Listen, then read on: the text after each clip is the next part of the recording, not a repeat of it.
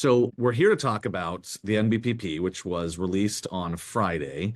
And there was a pretty big rule change, something that a lot of folks, I mean, it had been proposed, so a lot of folks knew that it was likely to happen.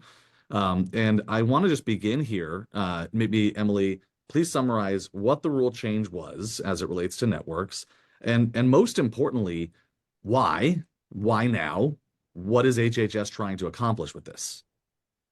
Sure. So hopefully I'm not echoing, but thank you for the intro, Kevin. So on Friday, the final notice of benefit and payment parameter rule came out that governs the ACA exchanges for plan year 2027. And as part of that rule, what they have finalized is that a plan that does not utilize a provider network or a non-network plan, it was previously prohibited from being a qualified health plan or receiving QHP certification. That has since been overturned, and they have articulated a pathway for how a plan that doesn't utilize a network might be able to be certified so that they could sell a major medical health insurance product, an ACA approved product on a state exchange or a federally qualified exchange. And I'll jump in here because you use the word identified a pathway. And I think that's really important. We're going to come back to that because I think a lot of people, when they saw the initial proposed rule change, had in their mind all kinds of Wild West, health plans that could now suddenly show up on the exchange. And I think that's very important. Right? Established a pathway for a non-network plan to become a qualified health plan. But of course, that does not mean that any health plan can just become a qualified health plan. So I want to ask you more about those, that pathway and those requirements, but just wanted to flag that. Please go on. Yeah, so that pathway that I articulated, so they articulate a set of 9 categories that a non-network plan would have to meet in order to be certified to be a federally facilitated exchange. And some of those pathways include things like essential health plan access, access to mental health providers, access to or divulging benefit amount methodologies, ensuring that benefit amounts are adequate in that particular region or area, accessing providers in an adequate percentage, making sure that consumers can actually seek care at the level of the set benefit amount. Because again, remember, a non-network plan obviously isn't contracting with a provider, so a benefit amount is established, and that essentially serves as the budget for when the consumer goes to a doctor or seeks out healthcare in some form or fashion. There's also an exceptions process that every plan has to be able to meet. So things of that nature. But again, to your point, it's not just a blanket, okay, you're a non-network plan, now you get signed off. I think it's also important to note that if you did want to be a part of a federally facilitated exchange, this becomes effective 1/1 of 28. However, they do leave an opening. So if a state-based exchange, for example, wanted to allow a non-network plan, they could do that beginning in plan year 2027, but that is up to that particular state.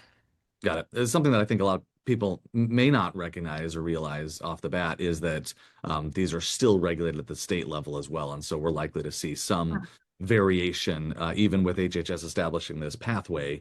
Other states, may have their own incremental considerations when they are approving plans to be on their exchanges. So, for forever, certainly for my whole lifetime, networks have been sort of the bellwether, the hallmark of the American health insurance model. We've seen, some meaningful changes like, an HSA, for example, which theoretically starts to, deviate a little bit from the network setup. But in large part, this has kind of been the way we've been doing these for a long time. So why now and why?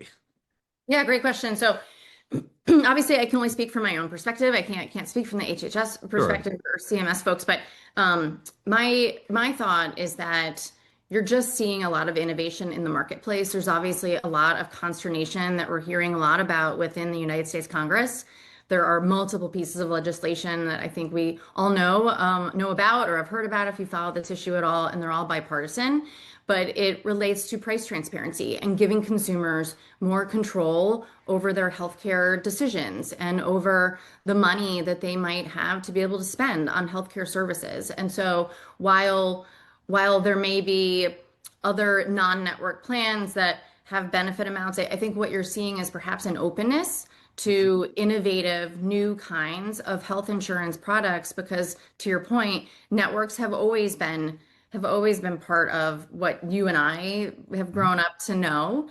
And I think what you're seeing is an openness to, okay, maybe there are other ways because what we're seeing so far in the past few years in the ACA is that prices are rising, particularly now that people are perhaps not getting the tax credit that they might have been getting previously. And so they're now leaving the exchanges or are unable to afford health coverage. And so are there other pathways that might fundamentally lower the cost of care? And I think that's what you're seeing an openness to.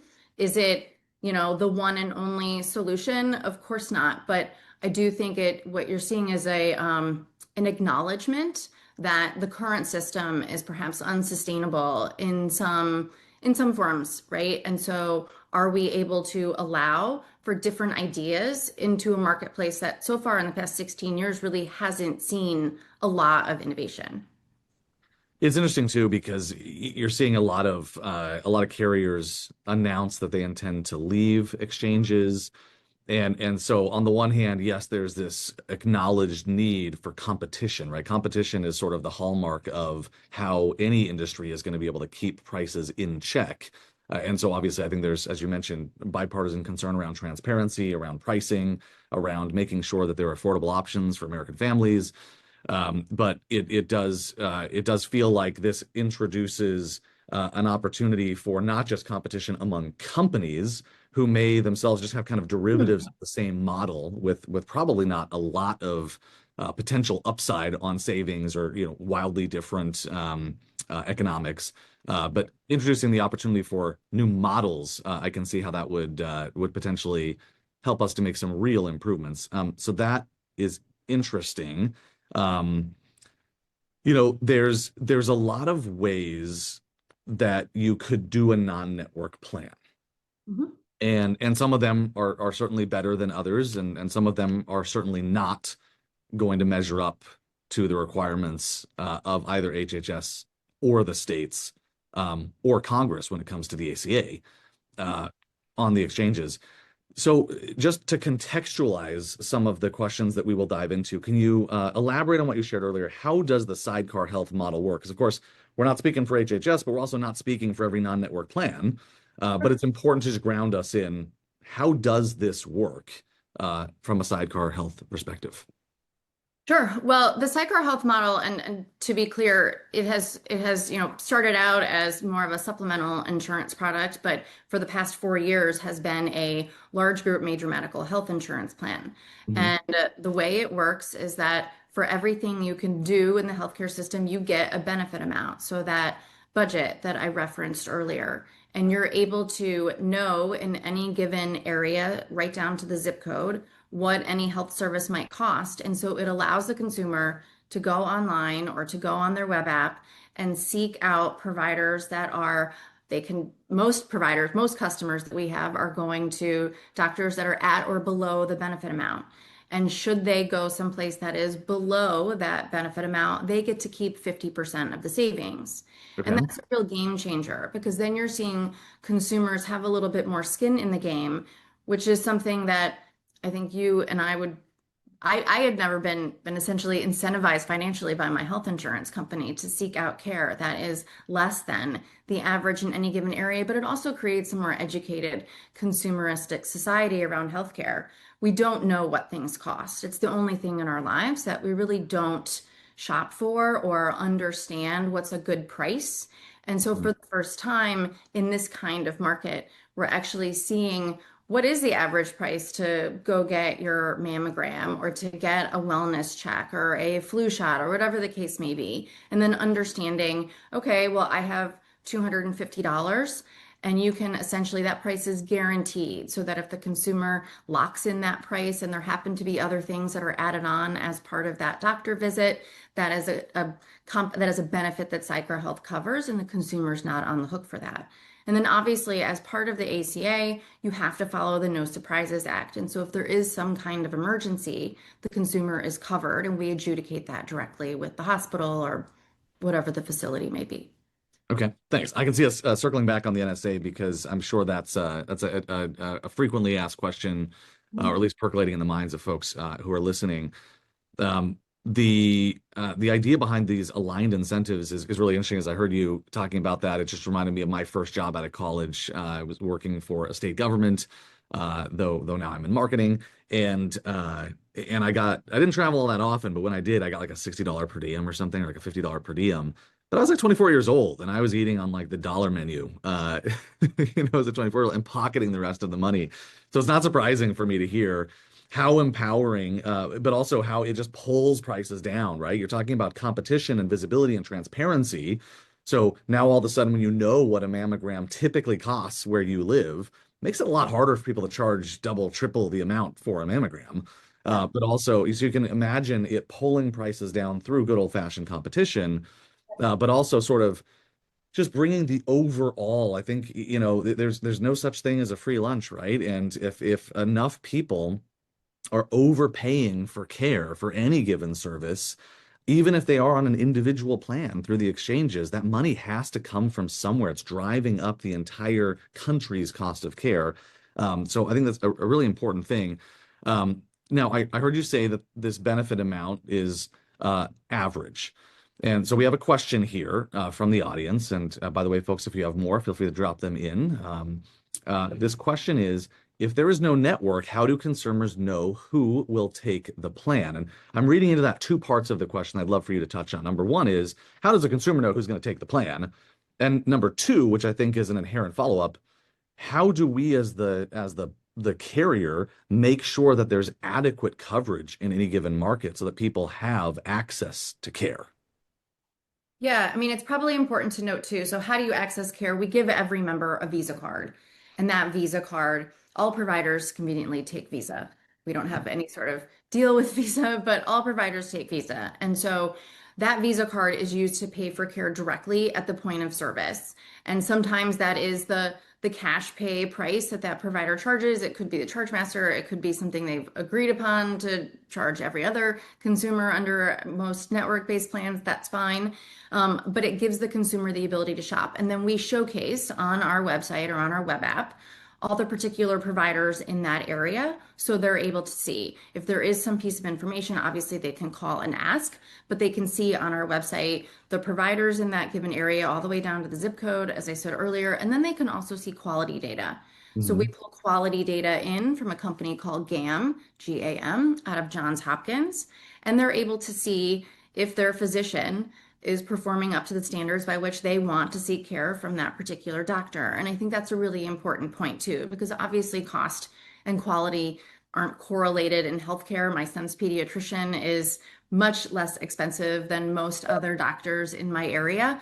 And so Like I his business is $9 more. So, but we're happy to pay it. It's That's nine your bucks. choice to go there, A and you choice. probably Yep. really like your pediatrician. Yep. But I get $40 every time I walk in the door, and that's my choice. But I also really love this pediatrician, and I think the quality of care is high. So again, in this particular circumstance, they're able to go anywhere they want. They obviously, they can call and ask whatever questions. I have never been using the plan for 4 years. I have never been told I can't pay directly or I can't use my Visa card. In fact, I think more and more doctors now are showcasing what the actual cash price is when you walk into the doctor's office. I see that more and more on a daily basis. And I'm in an area that is probably not dominantly, a cash pay market, but I do think that what you're seeing is an openness to people who are choosing to also forego using their insurance because it might be out of network. They might not want to pay whatever exorbitant fee they're going to be charged. And so they want to pay for directly for care. And oftentimes that can be 20% less, sometimes 30% or more. And I think that's a real eye-opening point for consumers as they think about what does healthcare actually cost. not to mention HSAs, right? So increasingly, as HSA adoption increases, there are just a lot more people who are mindful of the cost of care as they're looking at, how much care can I get moving up toward my deductible, and that's the idea behind HSAs is to get people the care. And so increasingly, yes. And there's a follow-up question here from Michelle, which I think is a good one here. Um, Many physicians' offices will refuse to talk to someone who says they have open network insurance. If they say they have no insurance, it can be difficult as well. Not that it should be, it's just what, doctors are used to. And so I think part of this is there's been a meaningful change, I would say, even in the last year or two. There's been real meaningful increase in adoption of HSAs. And so a lot of people are just, practitioners are just, all of a sudden realizing, oh, there's more people out there who are going to come in and pay, cash pay rates. But looking at this from your perspective, how is this changing fast enough? How common is this? And what would you say to add to that answer?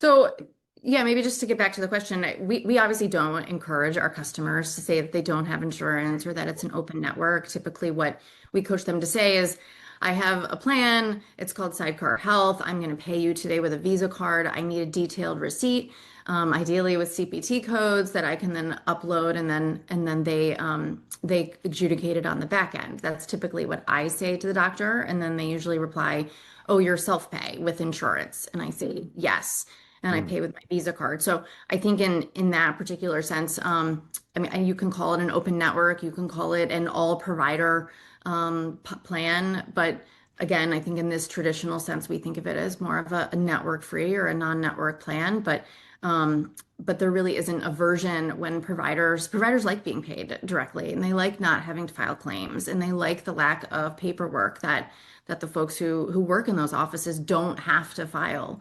And I think that's a real incentive also for providers to want to be able to be good partners and to participate in something like this. And I think it's becoming more and more common, as I said. Yeah, and I think that's important too because I sometimes hear this too, where there might be different phrases or call it jargon that people will use when they go into the doctor's office. And I think that it's just important to, you know, do you have, can I get your insurance information?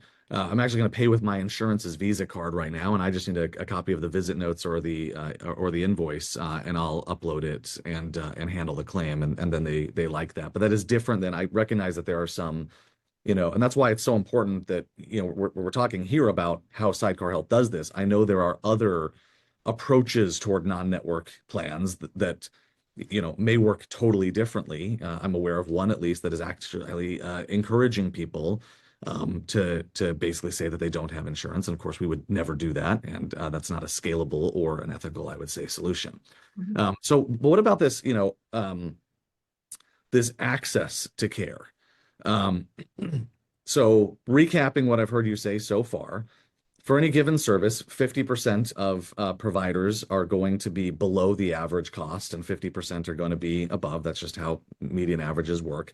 Interesting, there is a comment here from somebody who was a member back in 2022, so presumably on an individual plan before we shifted to major medical ACA compliant. And says that for some services the benefit amount was too low back then. And of course, we guarantee access to care at or below the benefit amount. So if that ever does happen, which is very, very rare these days, just as the company has scaled up and now has members in 48 states. Um, but the flip side of this is I am hearing a lot, friends who run businesses and fund ICRAs, for example, for their employees, and their employees are struggling to find care with a current network-based exchange plan.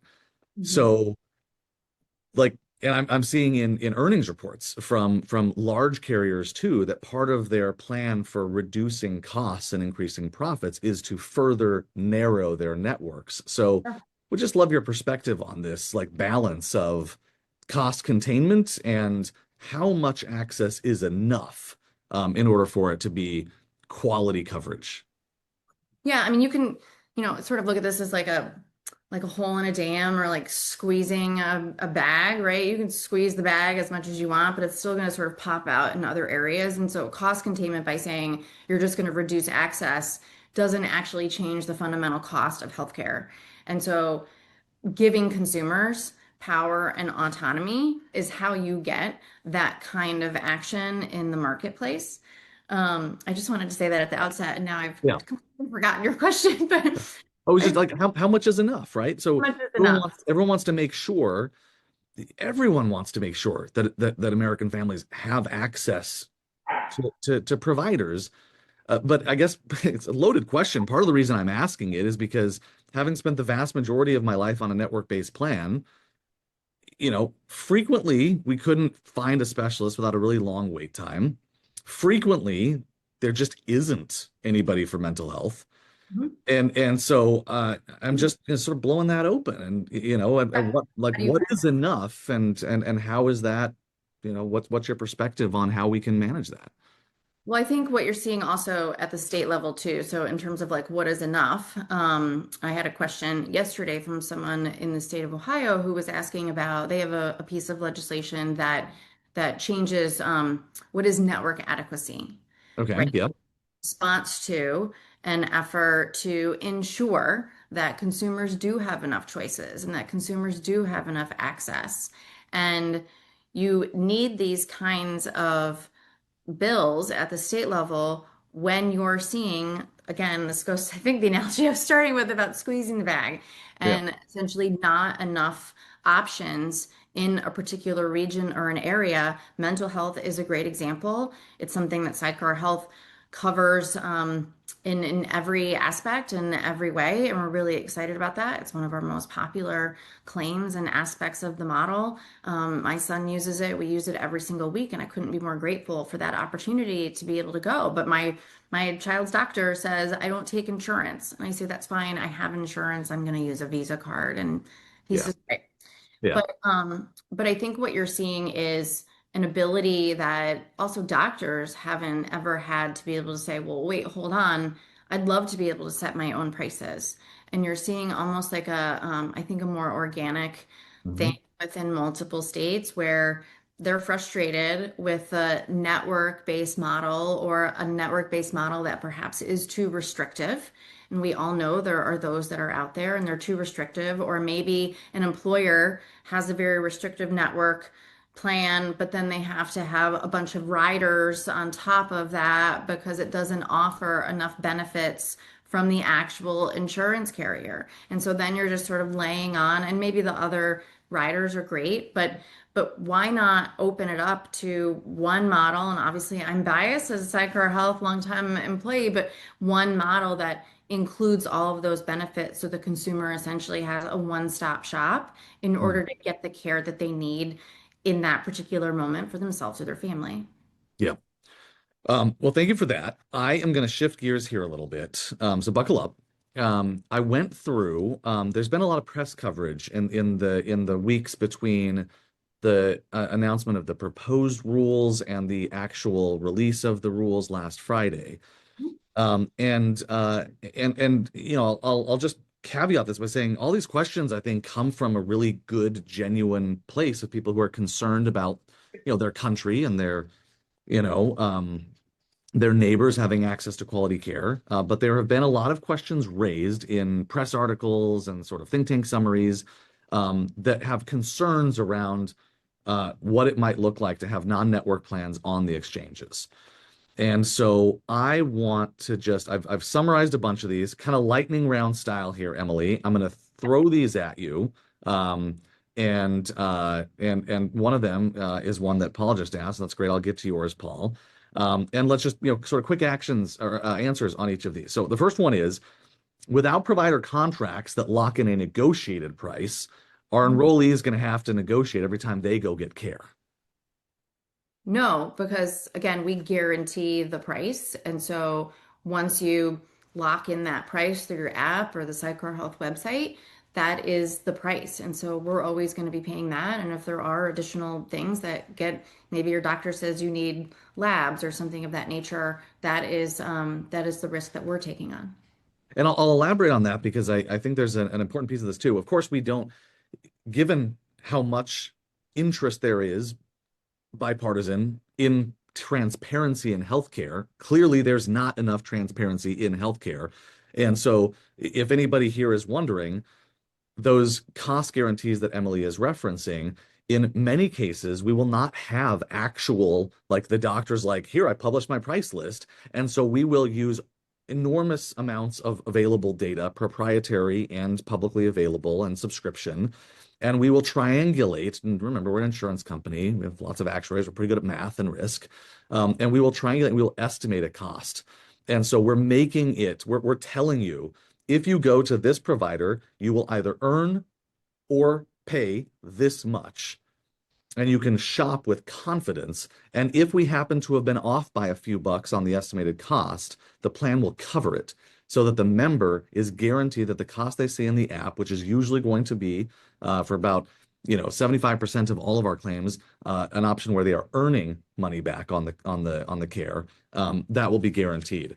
So great. But you can see that a lot of these questions, they come from a sincere place, but they come from a place where there's this assumption that the way things have worked for the last 50, 60 years are the way that they must continue, like negotiating rates with doctors. And yet we don't negotiate at the grocery store anymore. We might have 100 years ago, but we don't anymore. And so I think it's important for everyone, I think, given how bad healthcare costs have gotten, to sort of unshackle ourselves from the traditional way of thinking. And you'll see that, I think, repeatedly in some of these questions. The next one is, yeah, did you have something, Emily? I just wanted to add something, just I think about some of the news articles that you're referencing, and Yeah. and obviously I think there's a lot of discussion, right? President Trump has talked about how people should have control of their healthcare dollars. And I think without you mentioned like there's bipartisanship around price transparency, but I also think that there is bipartisanship and a lot of consensus around a lot of the concepts that we're talking about here. There was a poll done a few months ago by a pollster who surveyed 2,000 people and took the verbiage from what President Trump has articulated in terms of giving people more autonomy over their dollars, but Right. removed his name from those words and asked Okay. consumers The marketer, I appreciate that. Yep. Okay. right. And because again, with the brand and ask those consumers, is this something you support? And they overwhelmingly supported the concept of being able to make more decisions, having more control over their healthcare spend, and we're in favor of it. Now, obviously, because there are partisan politics, we always do two things in Washington. We do policy and we do politics. And so that's going to mix in. But I think that's really telling when you think about just the words on its face. People want to have this kind of power and this kind of decision-making authority. So Yeah. sorry, And there. I know you had other questions. look, it's a good ad, and it's something I hear. I talk to a lot of employers, for example, and I hear two concerns that are related to what you've just said. One is, I don't know, healthcare is complicated. Like, I'm not sure my employees are up for changing the way they navigate it.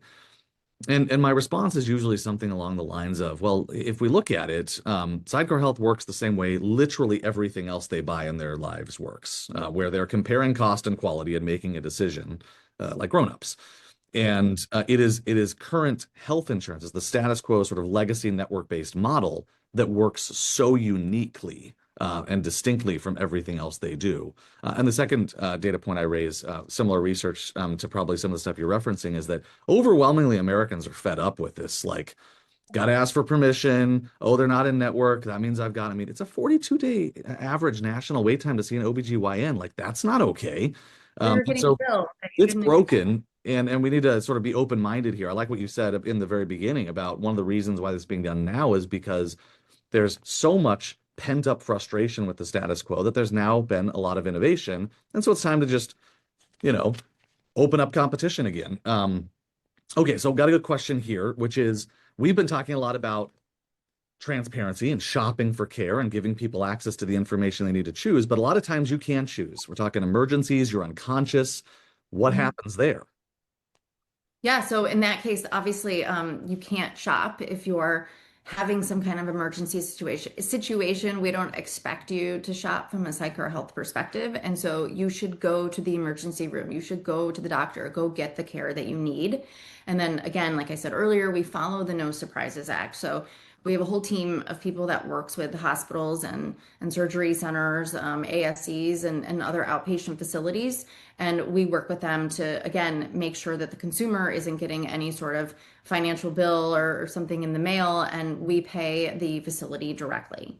Mhm. And so this is where I promised I would circle back on the NSA because this is important.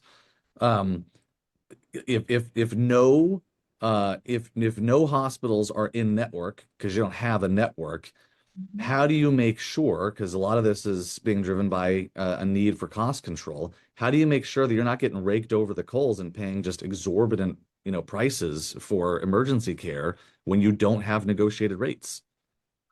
Well, we negotiate with the hospital and we know what prices are. And so hospitals often agree that our prices are in fact very adequate. And so we don't get into a lot of the disputes that I think you might maybe be assuming that we would get into. But the consumer doesn't have to know, obviously, what it costs if they're having a heart attack and they need to go to the emergency room. They should just go to the emergency room that is closest. I should Mhm. also probably know, based on some of the questions in the chat, that we operate our large group plan in Ohio, Georgia, Florida, and we got approved in Texas in January of this year. So those are the four states in which we operate, though we have customers in all Yeah, four. that's the fully insured employer-sponsored large group plan. We have self-insured nationwide, and obviously the exchanges would be individual focused. For Uh, 2028, should we get sure. approved, but we obviously have to apply. And so if we were approved, then that would begin hopefully January 1st of 2028. Yep. Now, Michelle is asking a question that is actually a common thread that I see in a lot of the press coverage around this. Um, there are, what about out-of-pocket costs? What about preventive care? What about pre-existing conditions?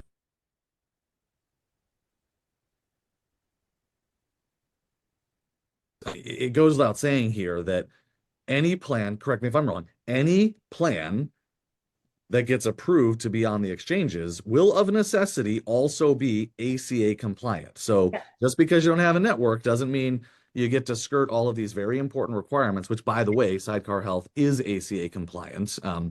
As far as my research and the research of others has been able to find out, the only ACA compliant non-network plan available today.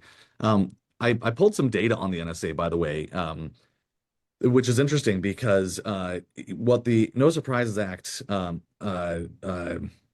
sort of sets forward is if you have a member who's getting care at a hospital or emergency department that is not in your network as a health plan, and you get this, outrageous bill as the payer, you have this opportunity to send it to arbitration Yes. and get it settled.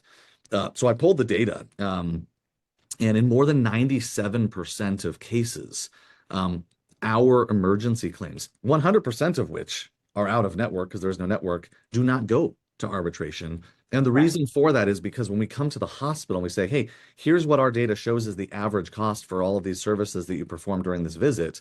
And they go, oh, that looks fair. You're not coming at us with some nonsensical lowball rate. And so they generally just get, so yes, negotiated, but negotiated with real Yeah, and transparent that's what I was math. saying earlier. Yeah, I apologize if I should have been more clear. So I apologize for that. But yes, that our prices are indeed quite adequate, and the hospitals agree with that point as well. Yeah. So for those of you who are wondering, like, well, is this some kind of like really low ball? Like, are your patients going to be left high and dry, or your members, because the hospitals look at what you're paying? No, like there's your math right there. Um, you know, the reason in the back of our mind, whenever anybody is buying a health plan, they're thinking about these emergencies and these, catastrophic events and care episodes and cancer and things like that. And that I think is a very important statistic that 97% of ER claims are paid without going to arbitration. The rest still get paid, right? And the member is not on the hook for that. It's just that they go to arbitration. Um, okay, I've been hitting these a lot. Let me touch on one more thing here, Emily, being Mhm. cognizant of time, and that is what about complex care? So we've covered like you're unconscious, you had a heart attack. We've covered routine care. You look in the app, you find a pediatrician, you find a dermatologist, you find a pharmacy. But what about everybody's cancer journey is different. Even everybody's spleen surgery might be different. So how does that work? You get a good faith estimate from your facility or your doctor's office. Your doctor obviously is the one that is recommending that you seek out this care, and so they can obviously guide where you can go or where they think you might want to go. But then you can go to the Sidecar Health app or to the website and see what something costs. But we also have a member care center that answers the phone in 2 seconds. It's not an automated system. You get to talk to an actual person. And you can submit your good faith estimate online, but you can also talk to someone about what a good price might actually be and what your choices are. And a lot of times we have many customers, thousands of customers who have been seeking out surgery care who have actually gotten a lot of money back because, again, they sought someplace that was below the average cost. And so they were able to not spend a single dime out of pocket. It's very possible on a Sidecar Health plan to not spend anything else beyond your premium. And if you have a deductible, then you're a deductible. But when we don't have copays and things of that nature, I think it's a new kind of financial relationship with your health insurance plan that consumers just aren't typically used to. And in fact, it's not only the case that, there's an abundance of care available at or below the benefit amount. It's also true that the average family of four on the plan is earning about $1,000 per year back by shopping for care and choosing care that's below the benefit amount. Interestingly, too, 86% of those claims are coming from providers who are rated 4 or 5 stars by GAM, that independent quality rating for providers that you mentioned out of Johns Hopkins. There's another question here that I think is a really good one because in my mind it's a good and a very sincere and a very reasonable question, but it also shows, I think, why we're in this predicament that we're in today. And the question is, and sorry, I just moved in my chat, so I've got to move a window over. Okay, so what happens when a hospital doesn't want to negotiate? Member has a relationship with the provider that only, works out of that hospital, and the member doesn't want to change doctors. And the reason I like this question is because, first of all, it is not it's not a negotiation, right? It is, like you said, here are the costs in the app. Many of them we're ingesting directly from the providers, and that will increasingly be the case as more transparency takes root. And so it's not a negotiation. It really comes down to, does this member who's been seeing this provider for 16 years, when they look up this provider in the app, is this provider who only practices at one hospital in one system, are they above or below the benefit amount? Now, chances are they're below the benefit amount. Because our benefit amounts start at the median, but they are usually adjusted upward in most markets to account for dynamics within health systems and things like that. So the chances are, statistically, their provider, who they're beloved, they're going to be able to stay with them and earn money back. But importantly, getting to your comment earlier, Emily, about empowerment, nobody is going to tell this patient they can't see their doctor. Sure. What the plan is going to say is your doctor costs, and I don't know what kind of provider, let's say it's a cardiologist. Your provider charges $80 more than the average where you live. And then it becomes a question for you. Is it worth it to you to spend $80 of your own money to see that provider? And if it is, then by all means. But the reason I like this question so much too is because it gets at why healthcare costs are going up so much. People are making decisions without the available data. And so they're going to that doctor just because they like them. And without price transparency, many of these health systems prices are going up so insanely high that everybody in the country is footing the bill for people who are choosing on the basis of just a relationship without visibility into those things. So there was one other, anything to add to that, Emily? Well, I was just going to say, it's important to note too, obviously, there are a number of people in rural areas who don't have a choice. And so we set the benefit amount. If there's one option, then guess what? That is the benefit amount. And then obviously there are also, situations where there might be only one or two doctors in the country that perform a certain kind of surgery. And this is the exceptions process that I talked about earlier in the very beginning about some of the 9 qualifications that you have to meet in order to be Yeah, a qualified health plan on the ACA Exchange if you don't have a network. And so being able to also meet those exceptions is something that we do on the Sidecar Health model as well, and we'll pay for that, the cost of whatever that surgery is, and oftentimes the transportation costs as well. fantastic. Last question. Are there out-of-pocket maximums for Sidecar Health? Well, the MOOP, yes, Of there course. are. Yes, exactly. It's a layup of a question, Emily, but I Right. intentionally end with it Yes. because again, it reinforces I appreciate how different operating without a network is, given the fact that certainly virtually everybody on this call has exclusively experienced network-based coverage before. Yeah. But of course, right? Any plan on the exchange is going to follow all of the ACA rules. Sidecar Health already follows all of the ACA rules. And yes, of course, there's out-of-pocket maximums, these consumer protections, right? As much as I love a good Western novel, as a boy from Utah, it's not the Wild West just because you don't have a network. In fact, I would argue that it gives a lot more control in the process. So, parting words, Emily? Well, I just think, look, I know there's more questions, and so I want to be able to maybe get to those. Maybe we do this again, but I think that open-mindedness, we're seeing that from this particular agency with regard to the notice of benefit and payment parameters, but having greater innovation in the marketplace and giving consumers more power is a good thing. And obviously there's going to be learnings in that process, and nothing is perfect, but again, when you're seeing people not be able to afford the care that they were seeking out, having these kinds of more affordable choices that still provide great access, I think are really important in terms of how we think about the future of healthcare in this country. Wonderful. And I'll just share my sort of closing observation from the discussion that I've seen here today, and that is that um, I know that change can be hard. Um, we could spend hours unpacking why healthcare is so different from everything else we buy in this country, but most of it is basically a lesson in unintended consequences.